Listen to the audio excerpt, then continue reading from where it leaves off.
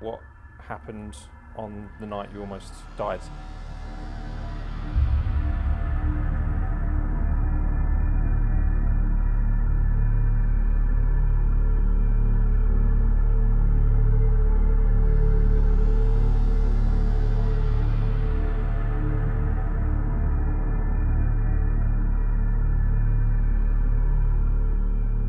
I'd actually left my perpetrator, my then husband, and didn't realise that I put myself in danger because I wasn't educated on domestic abuse.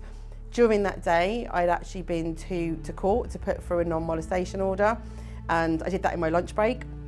I'd gone back to the office where I continued with my day. 5:30 came and I went out to the car park with my colleague.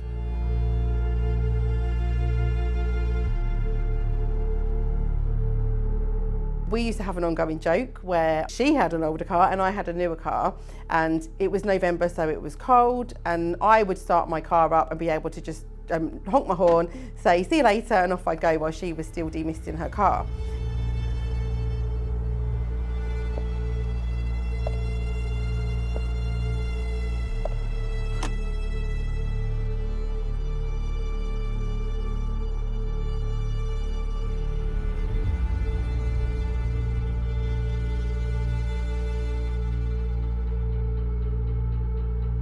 On that evening, I got into my car and started the engine and realised that she was waving at me and was going, and I thought, hold on, this can't be right.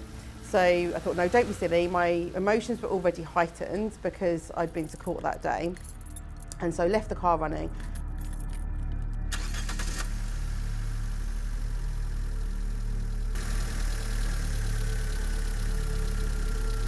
And then I smelled aftershave and I thought, hold on, this isn't normal. I looked behind me in the seat and fortunately he wasn't there, but I sat there for what felt like eternity, but it was probably about 10 seconds. And then I put my hand behind me into the footwell behind my seat and I felt my picnic blanket.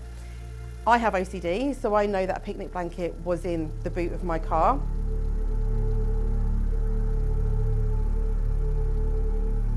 I jumped out of the car, went round to the boot and flipped the boot up, open, and he was lying in the boot with knives, cable ties, and he was hoping that I would drive off, because what he'd done was loosened the seats in the car so that when I drove off, he was going to come through, and then that was when my life would have been taken. I ran for my life as fast as I could. Fortunately for me, I found my voice at that point and was able to scream really loudly, and one of my colleagues came out of the workplace. He did grab me. I did manage to go down to the floor because from him physically hurting me during the relationship, I knew that I needed to protect my head and my chest. So I went down and covered myself, and at which point my colleague then came and pushed him, and he went off and then got in my car and drove away.